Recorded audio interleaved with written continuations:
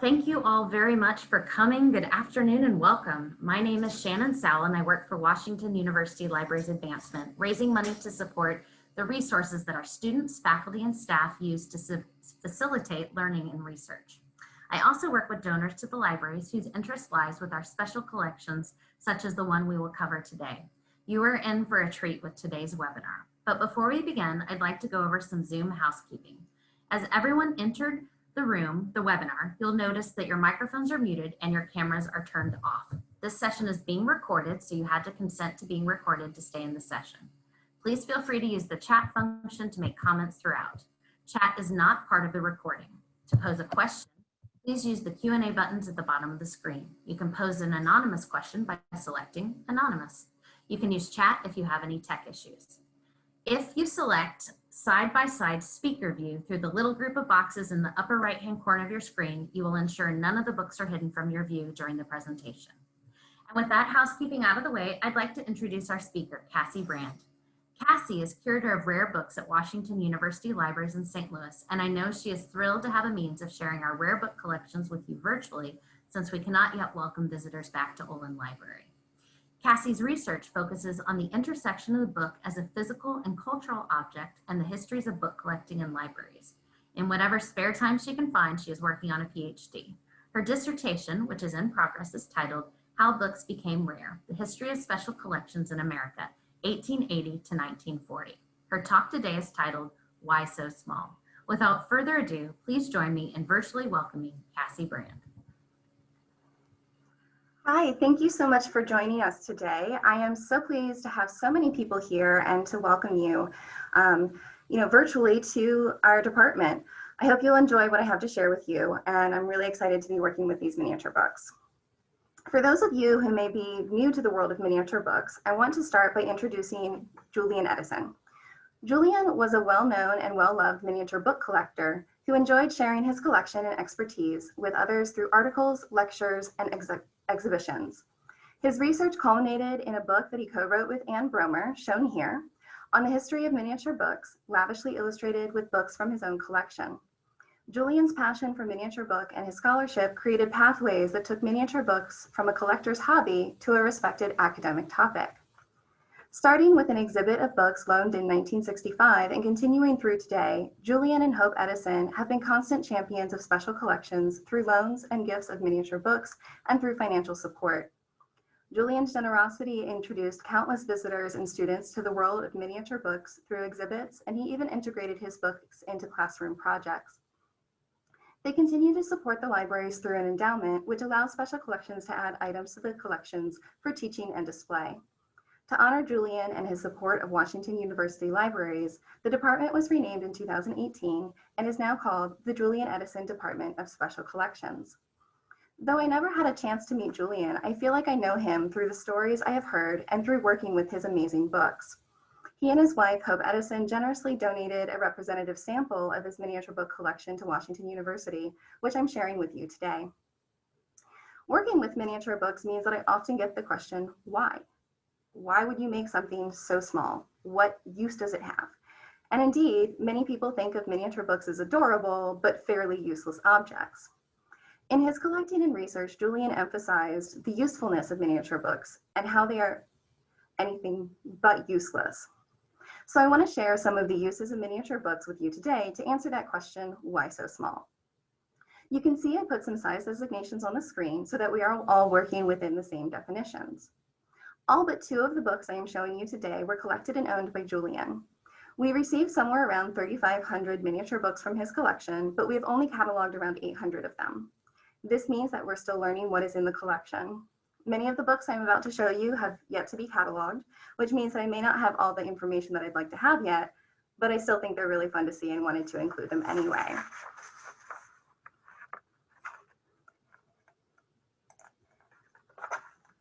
So one of the main uses of miniature books is, and why you would create them to be so small is just the simple fact of portability.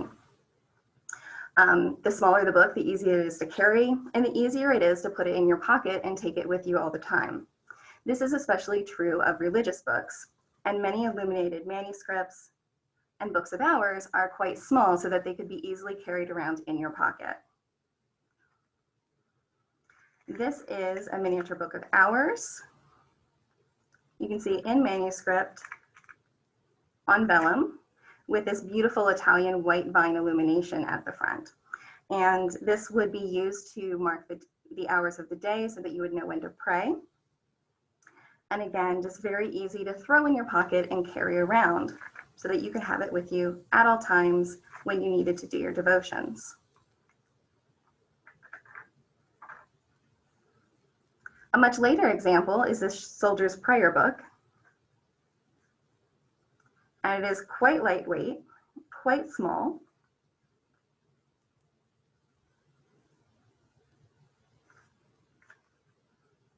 So that it could be easily carried without adding too much bulk.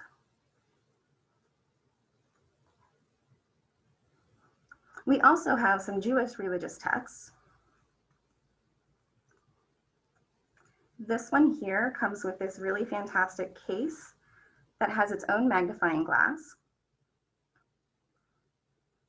so that you can actually read the text a little bit easier. And I'm going to see if I can make this work. You can get a little bit of a sense there. Kind of difficult to do over camera. But you can see just how teeny tiny this type is. Which is one of the reasons that a lot of people feel like miniature books are more for carrying around as a talisman than for practical reading. And that certainly is one of the uses of miniature books. If you could keep it in your pocket, and even if you aren't able to read it, it would be a reminder of your faith and a reminder that you are supposed to be devotional and supposed to be praying.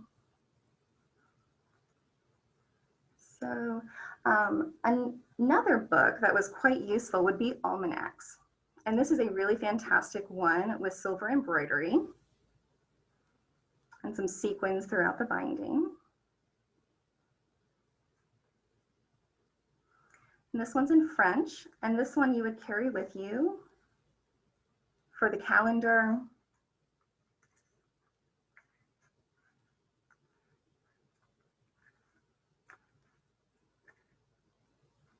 for helpful tips,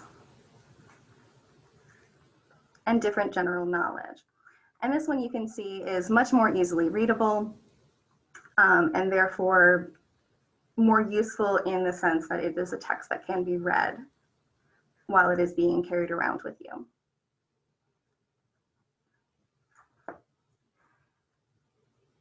And sometimes you would want to carry something around with you so you could document your life. This one is a Royal Pocket Diary and Engagement book for 1905 with this fantastic silver binding. And it has different quotes for each of the days with space that you can write what happened each day.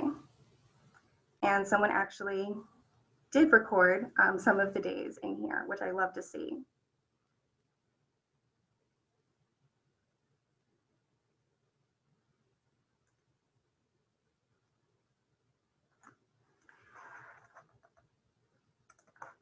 So one of the important genres here is the Bijou Almanac.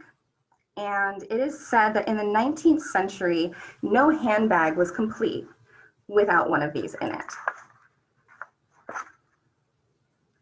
So this is, the Bijou Almanacs are fairly standard. It would come in this really gorgeous case, often with its own little magnifying glass. This one has become a little bit dirty.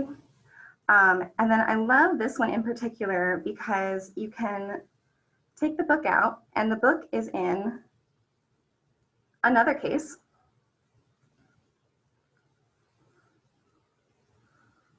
And here's where you finally get to the text.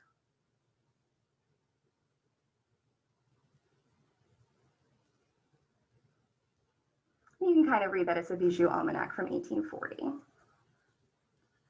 But I just think these are really lovely, and the idea that it was expected that you would carry around with you at all times in your purse is fantastic. One of my favorite items in terms of something that was produced in order to be incredibly portable is this one right here.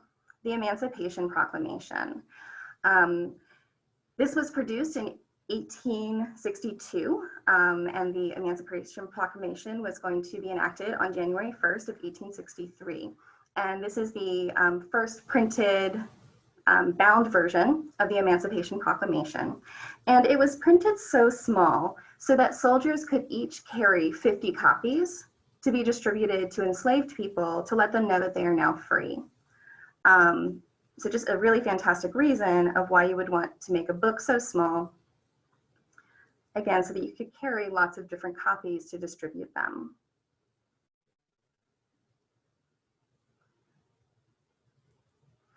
So kind of a subset of portability, but I'm going to call it a different category, is books that you wear.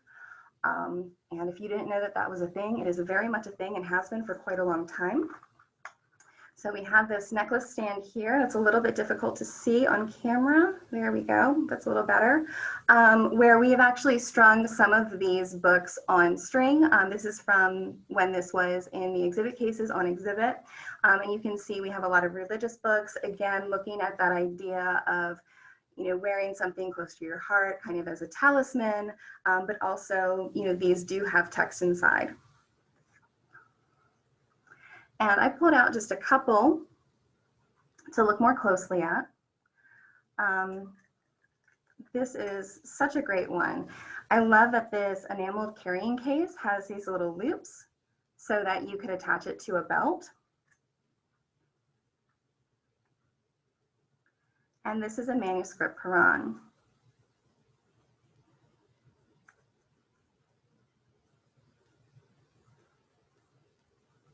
Created completely by hand.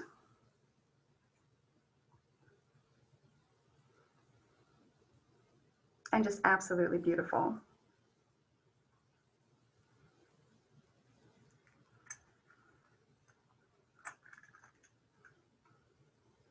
We also have this teeny tiny scroll.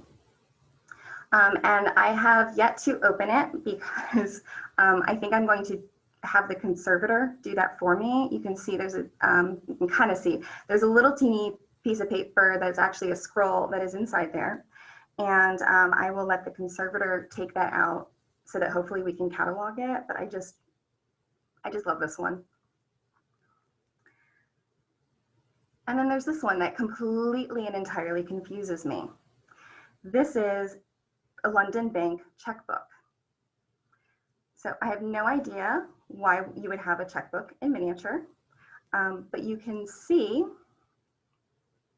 there we go, that's the right focal length, that these are actually checks. And I don't know if you would be able to actually use them or cash them, or if this is more for decoration, but again, why you would have a checkbook around your neck this tiny. Yeah, I don't know what the usefulness is other than as jewelry, but it is super cute. And I just love that it's a thing.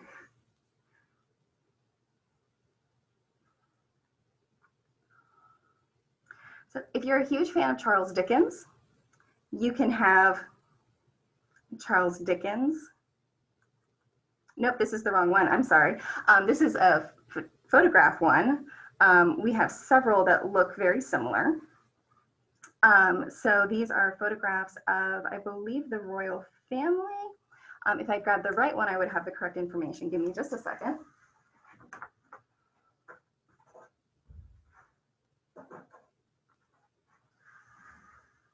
No, I'm not sure where Charles Dickens got off to. So we're going to skip that one. But there's this little guy as well. And this is, again, something that can be put on a charm bracelet or a necklace. And it is a souvenir from the Olympics. I believe in 1978, when we put it on exhibit, I was able to just read. But you can see it's very difficult to handle, very difficult to see, you know, especially when we get this small. But again, just really beautiful. So another reason that you would make miniatures is for smaller hands. And this is one of the main reasons that miniatures were made, especially in the Victorian era, so that children could learn and play. So we do have some miniature horn books. These are called horn books because this clear piece that's covering the paper is a horn, and that keeps the paper from getting wet and keeps it preserved. We also have this really beautiful one done in ivory, and these were often used by children to learn their alphabet. Some of our larger ones do have also the Lord's Prayer on them so that they could practice reading. And if you think about a hand much smaller than mine, it's really easy and really nice. Just kind of hold that in your hand.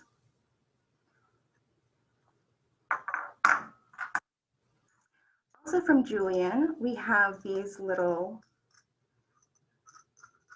alphabet markers where children could practice their alphabet, also made from ivory with this really great case.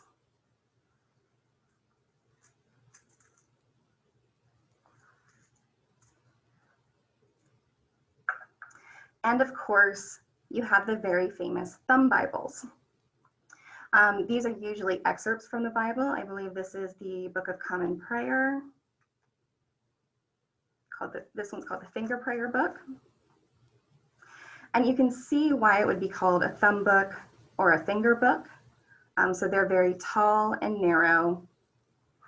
And again, they would be given to children, made for their very small hands.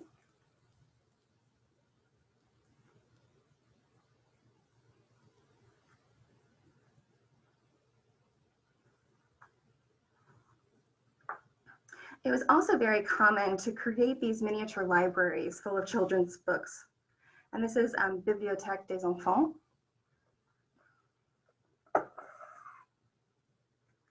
And it would have all of these little stories for children.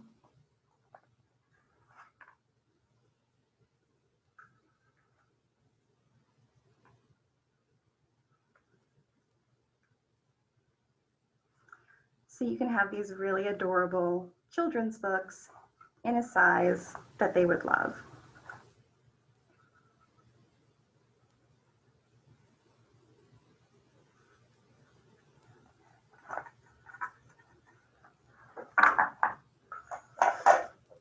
One of the categories of why you would make miniature books that fascinates me the most is making miniature books as a test of skill. It is said that if you can do something in miniature, average size isn't a problem at all. One of the collections that we have based around this, given to us by Julian, is the bookbinding contest. You can judge a book by its cover.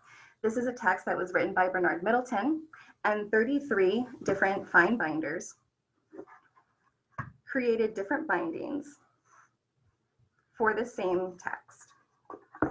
This is the winner here, which I think is absolutely hilarious. This is a portrait of Bernard Middleton, who was the author of the text and also a bookbinder himself. And the book slides out of this really fantastic binding.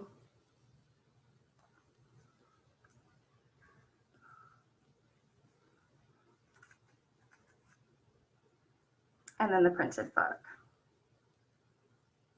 And it's really wonderful to be able to have, 33 copies of the same book with all different bindings by different designers to see how they have interpreted the text differently, by doing something like creating this, which they refer to as the book protector, but also how their designs are interacting with the text in different ways. And one of my other favorite ones from this collection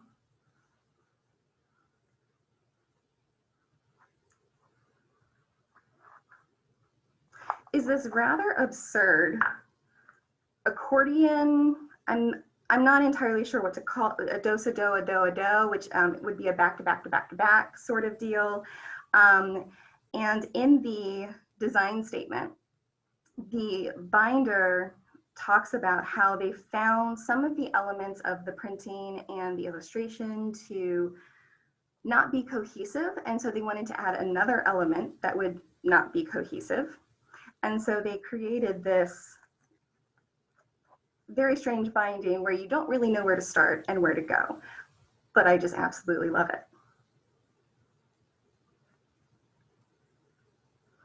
And it's just really great for display as well.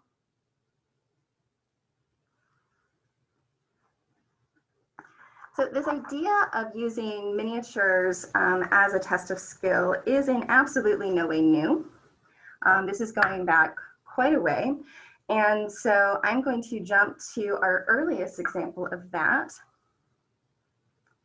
which is this Galileo from 1896.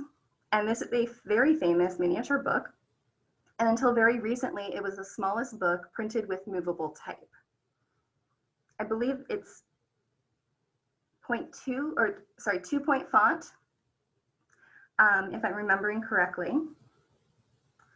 And there are stories that say that the compositor, meaning the person who organized those individual letters of movable type into this book, went blind from doing this.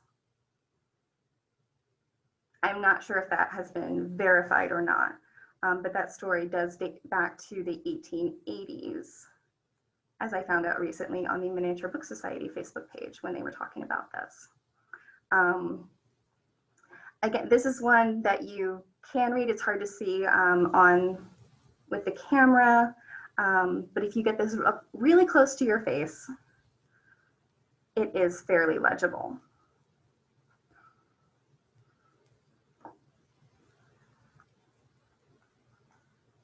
I love how some of these have their really fantastic custom cases. And so we're getting a little bit smaller here. This is the Rubaiyat of Omar Khayyam from 1900. At the time this was produced, it was the smallest book in the world, measuring 10 by 9 millimeters. This is the half title page and our title page. And you're seeing about what I'm seeing. It's not much clearer with my eyes than it is on camera. It is just so tiny. They produced 57 copies of this book and then afterward destroyed the printing plates so that it couldn't be produced again. So very tiny, but not our tiniest yet.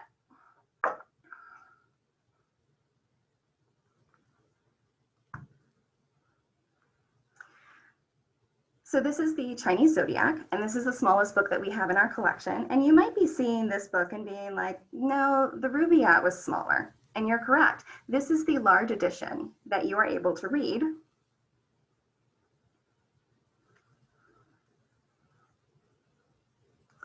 And with the help of the provided magnifying glass, that in there is the smallest book, at least that we have in our collection. There are a lot of companies and publishers who each year are trying to create new records. This one is in the Guinness Book of World Records, and they say that it is 0.95 millimeters, but there's a lot of controversy over what the actual size is because it's so small, it's really difficult to measure, and they're not sure that they can get accurate measurements. So you're just gonna have to believe me, like I believe Julian's book, because this one is in there, that actually is a book in there. So the last set of books that I want to get to before we open it up to questions is books that are thematically appropriate. So you have a book about a small topic or something small, and so you want to make it small as well. For example, a book about Lilliput. You might remember that Lilliput is a fictional place from Gulliver's Travels in which they were very tiny people.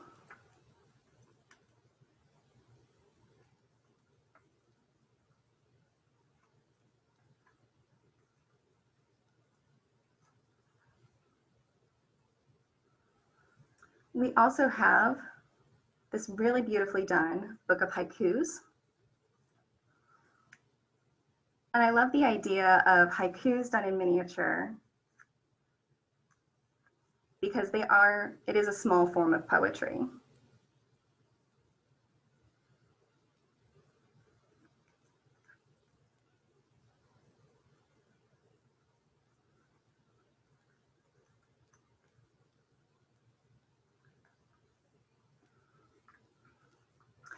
And this is one of the two books that we did not receive from Julian. We received this from the Miniature Book Society. And this is Scale of Genius. And it was Barbara Heritage's keynote speech at the Miniature Book Society conference, which is referred to as Conclave, where she talked about how Charlotte Bronte created miniature books of her own. So it really makes a lot of sense to have this keynote talk about miniature books, be bound in miniature, for the Miniature Book Society members. And I just love the way that the format and the content are really working together there, because that is certainly one of the things that I study, especially with our collection of artist books that we have here as well. And speaking of artist books, we do have quite a few artist books in miniature. This one is Envoy, and this is a poem by Robert Louis Stevenson. And I love how this case works. This one is affectionately known among the exhibit staff as the Rainbow Taco. And the poem starts out, "Go little book." So again, just really tying that form and the content in this really beautiful package.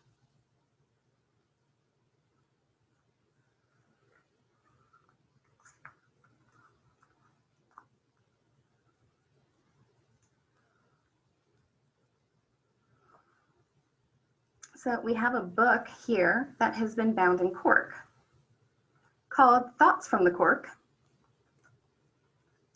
And these are different quotes about wine. So again, just really tying the content with the form. And if you're going to use a cork, it's going to have to be small enough to fit inside the cork, rather than making the cork oversized and large.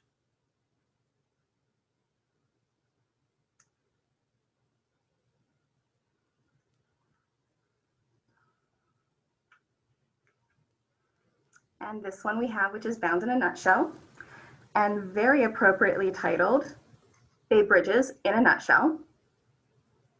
And this is another book from the Miniature Book Conclave. This was a keepsake. And I have it upside down.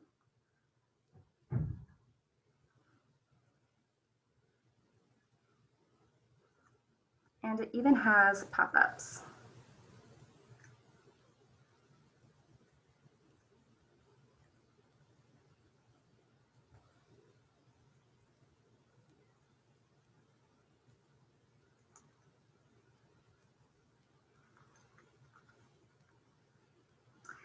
And when I was in the stacks looking through our uncatalogued miniature books, I found this one and I actually squealed with glee and ran back to my office so I could tell people about it, because this is a miniature book about Russian dolls. That's a book inside a book. And there's 5 of them total. And so again, I just think that's a really fantastic use of the miniature format, tying the content with the size and with the execution of the book. So that is all that I have pulled to show for you today, which means we have plenty of time for questions. So I've seen a couple come through in the chat, so I'm going to answer a couple of those. If you have additional questions, please put them in the Q&A. I think I did see some coming in through there. I'm going to stop sharing my screen so that I can see everything. I did see a question about why I'm not wearing cotton gloves.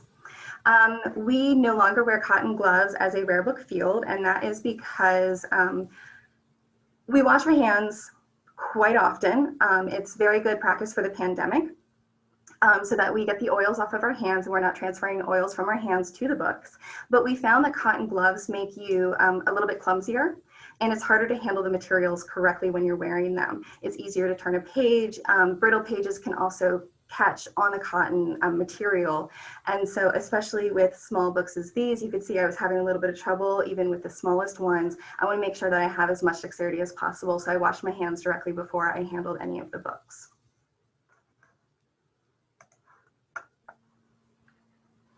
Cassie, you've had quite a few questions about the sizes of the books and the sizes of the font. I know you had the descriptions of the micro, mini, and all of those different phrases, but can you talk, I know you said one had a kind of a 2-point font size. Can you talk a little bit about all the sizes? I would love to, but I don't know them offhand. And that's because a lot of these haven't been cataloged. And so I'm working mostly from what I can see easily in the book. And sometimes it's really difficult to see what's going on with that text. And I don't know if there's been research done to figure out exactly what sizes are being used for all of these different books, especially when you're getting really small. I was told by a printer that once you get under size 6, it's no longer legible. I think the Galileo book proves him wrong because I can read that a little bit. It's hard. I was joking that I was worried I was going to be making faces the entire time just trying to read things. Because you have to really get things, very close, and it creates a much different experience and interaction with the book. Makes sense. So are there printers and publishers who specialize in miniature books? Oh, absolutely. I'm hesitant to name any off of the top of my head because I feel like that's going to be playing favorites. But if you go to the Miniature Book Society website, I believe they have a listing. There's also a listing on the Wikipedia page for miniature books. But a lot of them are active in the Miniature Book Society, and at the conclave, which is what we refer to as like the yearly conference, there is a miniature book fair. And so people will sell their miniature books either that they've made themselves or that they've collected or duplicates. And it's really fun to be able to browse those. Nice. So would miniature books have been a way for members of persecuted religious groups to keep copies of sacred texts because they're so small and easy to hide? For example, the Jews during the Inquisition, Catholics in Elizabethan England. Absolutely. And that is one of the really amazing things about miniature books is, being so small, they're so easy to just slip in a pocket and pretend you never had it. So Jewish books aren't printed in miniature until there's Jewish persecution. Also, the first book on birth control was printed in miniature. So it could be, because it was a banned book, you could be arrested for having it. And it was, passed out very secretly. And the author didn't have his name on it anywhere. So it's a really great way of keeping things private and secret. Especially since in order to read it, you do have to have it really close. It's not like somebody can be very easily reading over your shoulder. I wasn't able to find really good examples of that to be able to show you. So I didn't really include those, but I'm hoping as we get further in the cataloging, those examples will start popping out. Good. So were these earlier books you have done on a printing press, or are they made by hand? We've had a couple of questions about that. Yes, so take everything I'm saying with a little bit of a grain of salt, because while I'm very familiar with book history, I'm still fairly new to miniature book history and their printing processes. So I know that the Galileo was done by movable type, and so there had to be some type of press involved in that, and that the Rubaiyat was done with printing plates. So for the most part, these are being printed. There's some kind of press. My guess is that they're using miniature presses and not just kind of your average size press, which would make things a lot more difficult. And I've also seen that there is now a way that you can 3D print your own miniature press. Oh, how interesting. Which I've talked with a colleague about doing personally. Very good. Well, you mentioned the Galileo. Can you show or talk about the binding on the Galileo? Absolutely. So I'm going to go back to screen sharing so I can show.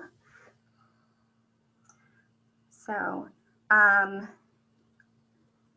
trying to remember. So it's a nice cream, and I believe it is sheep from the description that we got with that stamping here. And you do have those red edges that were done. And I believe it is contemporary. So meaning that it was bound around the same time that it was printed. And you have these really fantastic end papers here, which I absolutely adore.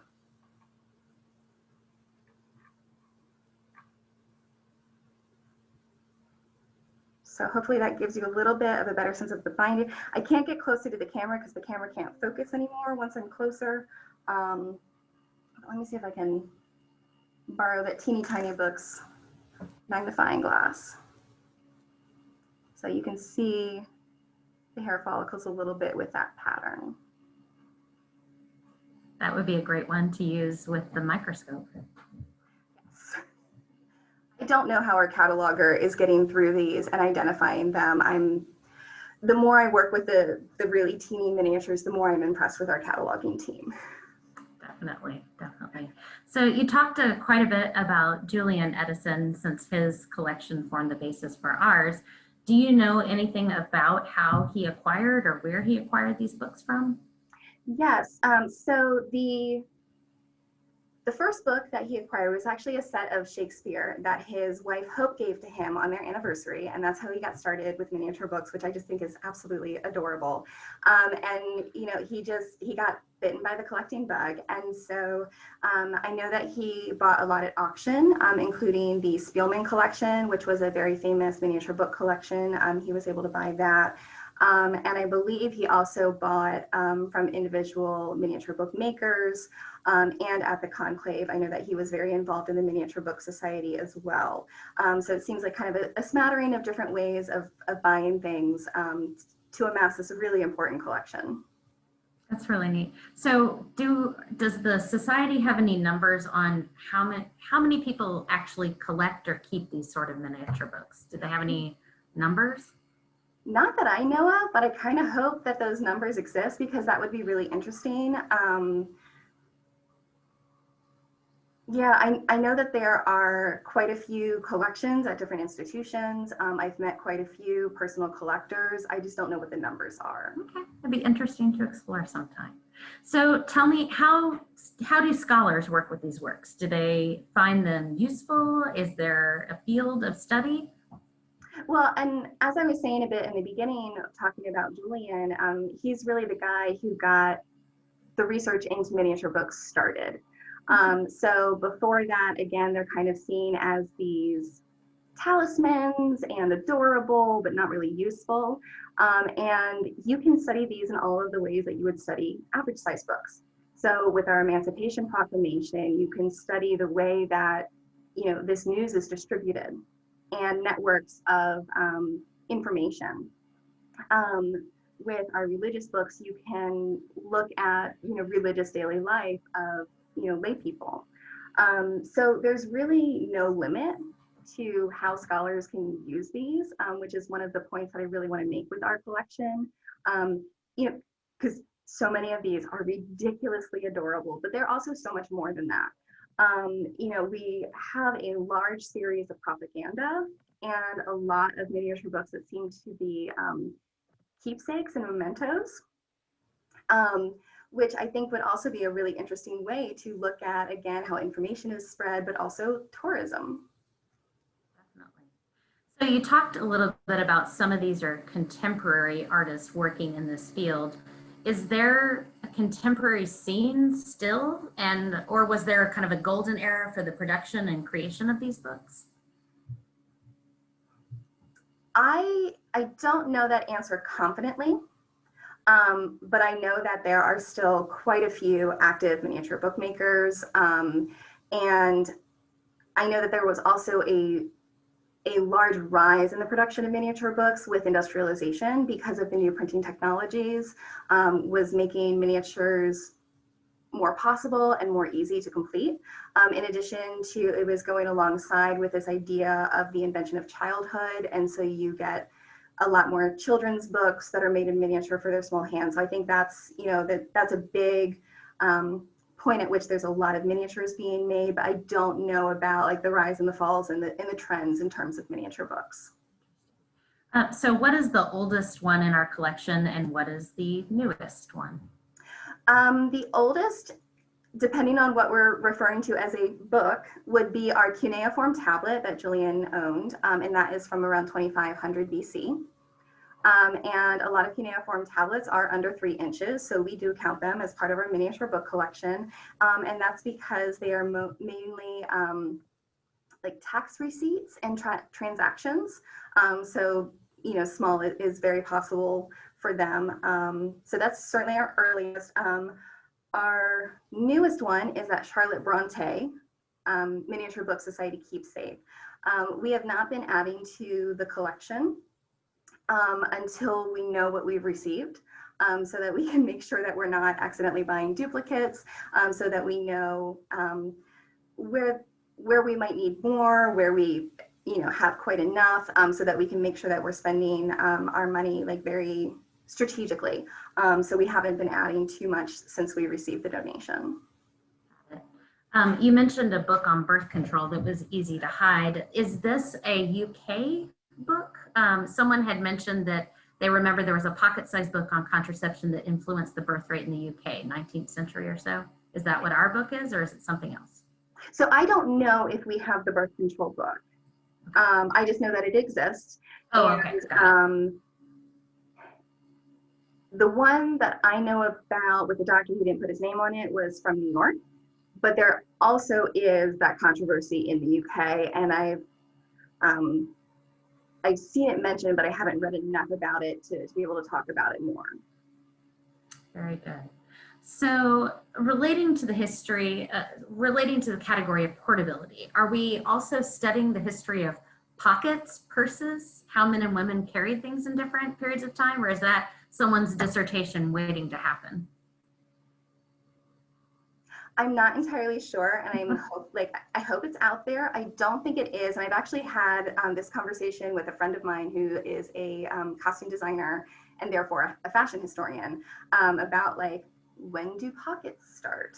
And that's one of the reasons that, especially with the Quran, you saw those loops that you could attach to the belt, because pockets weren't really a thing back then. And so you might have like a pouch that you would attach specifically, and you'd have like a slit in your skirt so you could get to the pouch. So we're starting to like approach pockets. Mm-hmm.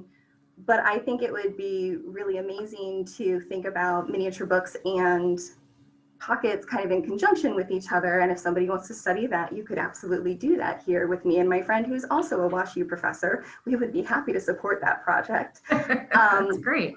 And one of the things I was thinking about for my dissertation was wearable books and books as jewelry, but I decided to go in a little bit of a different direction.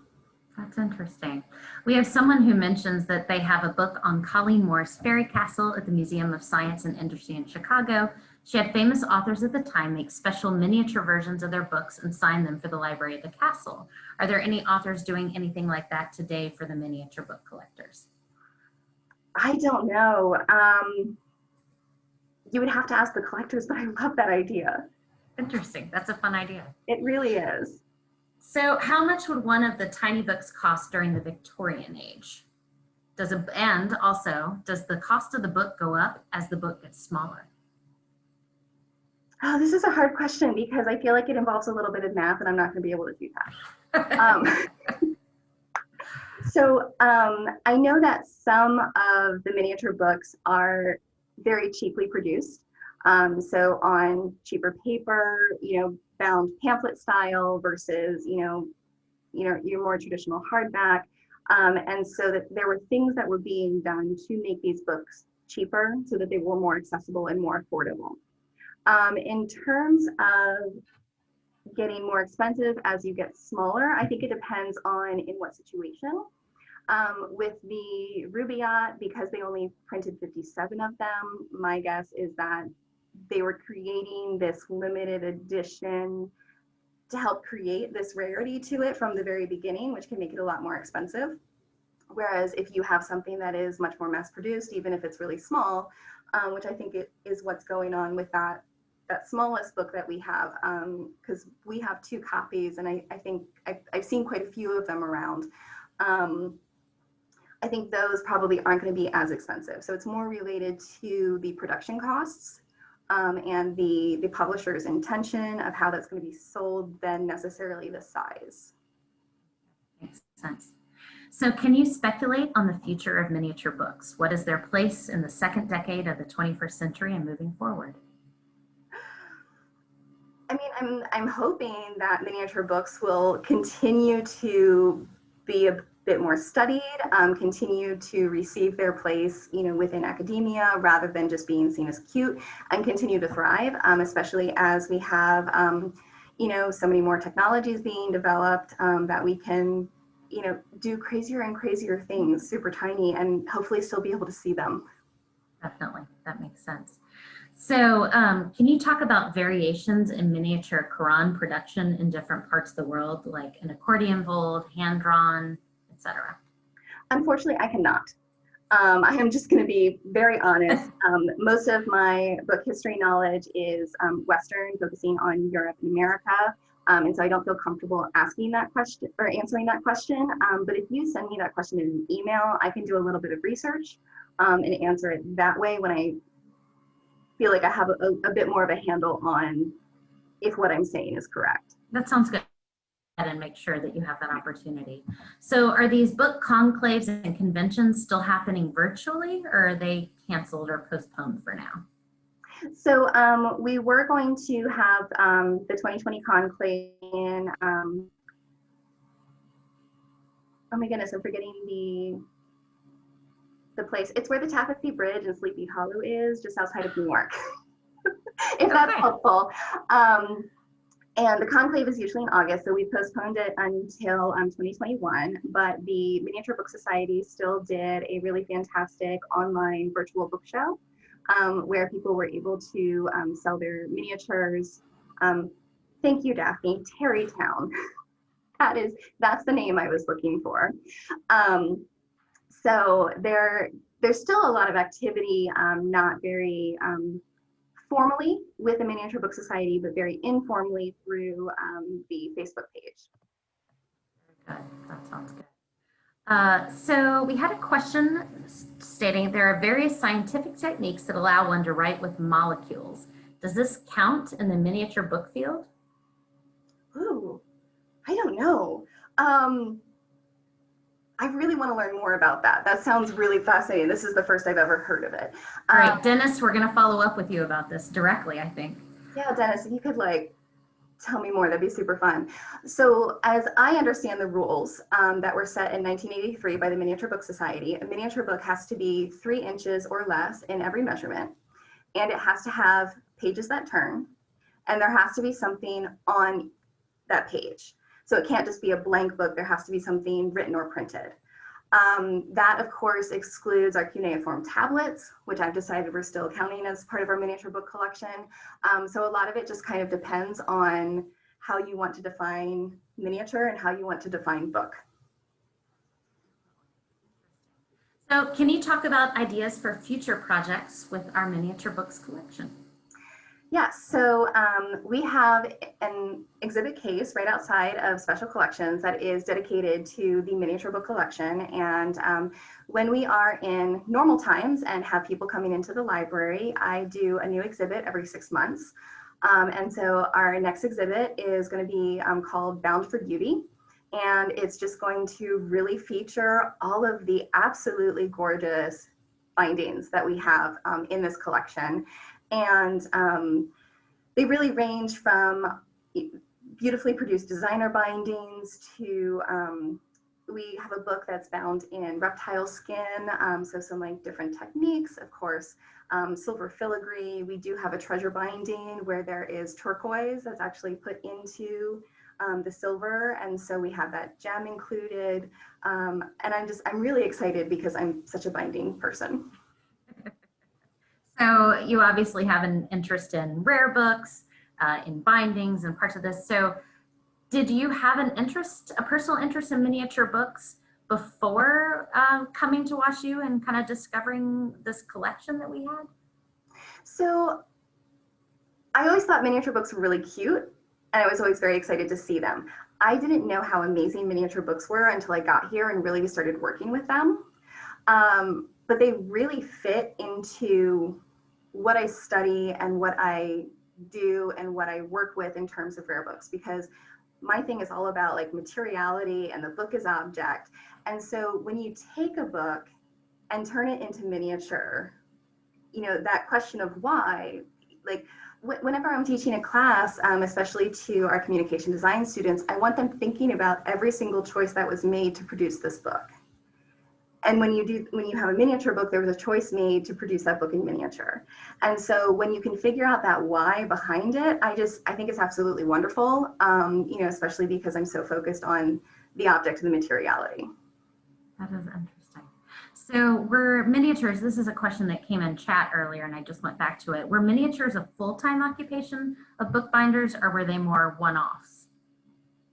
I think it's going to be a little bit of both depending on the binder. There are binders who specialize in miniature, and there are publishers who I think only do miniature. Okay. Pretty sure that they're out there, but there's also a lot of people who do both. So a lot of those designer bindings that I was showing you with the You Can Judge a Book by Its Cover competition, this specific competition was done in miniature, but I've also seen bindings from a lot of these same designers that are more average size. Interesting. And Dennis is sharing with us some other information about writing with atoms. So there's apparently a good NPR story called Writing Data onto Single Atoms. Scientists store the longest text yet. So thank you so much, Dennis, for sharing. I'm sure this will send us down a new sort of rabbit hole of sorts. So you talked a little bit about in normal times, you have exhibit cases. Can people currently check out our miniature book collection online? Is that kind of a next step in what we're doing? So we have a couple things that are going on. Unfortunately, the library is closed to anybody except those with a valid WashU ID. So you have to be faculty, staff, or a student to make an appointment, and those are very limited. But I am still teaching virtual classes. A few weeks ago, I was able to teach 3 Writing 1 classes that focus on our miniature book collection, and so I'm sharing them that way. If there are people who are interested, I have a limited number of virtual appointments that I can make, where we can do something similar to this, where I have the camera pointed at the books so that you can see things as clearly as the camera setup that I have. Unfortunately, some of these are so small that I just can't quite get them close enough to be able to see them clearly. In addition to that, as I said, we're working on cataloging the books, and that is the first step of making them accessible, just to figure out what we have and document that. In addition to that, I am working with our exhibitions team to not only develop future exhibitions, but to create what I'm hoping will be like a miniature book exhibition portal. Because if I'm doing exhibits of miniature books every 6 months, I would love to have a one-stop shop where you go to this website and you could see all of the different exhibits that we're doing. That would be great. Really great photography so you can see everything clearly, but also keeping in mind how we're showing the scale, because it can be really difficult to figure out how big the book is in a virtual environment. I think your pencil and the penny were key toward helping us understand how big and how small these were. So yes, it's definitely difficult to be this big, because you just lose all sense of size in virtual environment. Right. When we are post-pandemic and the library is open again, we are open to anybody who is interested in rare books and special collections, and we would be happy to host researchers, but also have people come in to look at the miniature books for fun. Right, I would definitely encourage everyone to do that in the world where we get to open up again.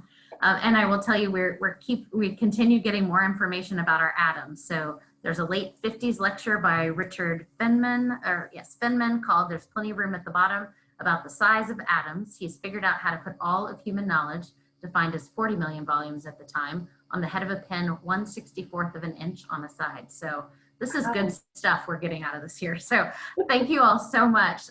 We have time for one last question, and it's kind of counter to what we're doing here. We've talked about our smallest books. So what is our largest book that we have in special collections? I'm so excited that I finally know the answer to this question, because I get this a lot. And I'd always been meaning to go through the stacks and try to find it. But tomorrow, a new book is being delivered, and it is 7 feet tall. Oh my gosh. What is the 7 foot tall book doing at the library? It is part of a collection of Visionary magazine that I'm extremely excited that we're going to have. And basically each issue of this magazine is a different artist book. and they're working with materiality in a lot of different ways. And so this 7-foot-tall book features Lady Gaga. And thankfully, it comes in a rolled tube. So it rolls up because I don't think I'd be allowed to buy a 7-foot book if we weren't able to store it or fit it through a door. So thankfully it comes in the tube and then it unrolls flat so that you can use it. So I am planning a series of photos where I'm gonna like put books next to the 7-foot book and maybe like compare a miniature, see if we can get them in the same shot. Nice. Nice, very nice. Well, very good. I appreciate all of your great questions. I'm going to turn it back to Cassie to close it out. Okay, so again, thank you all so much for coming.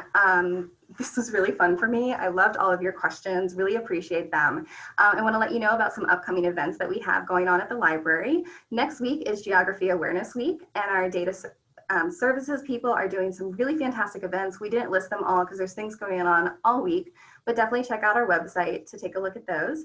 On December 2nd, we're having our next book club meeting. We will be reading The Weight of Ink, and I will be doing a show and tell of some books from our Brisbane collection of Jewish studies. And on December 9th, that's our next International Writers Series. So hopefully you enjoyed this and you will come back for some of our other events, and we'll be sending out a survey, I believe, on Monday. So please feel free to fill that out, tell us what you liked, what you didn't like, and give us suggestions for other topics that we can do. So thank you again so much for coming.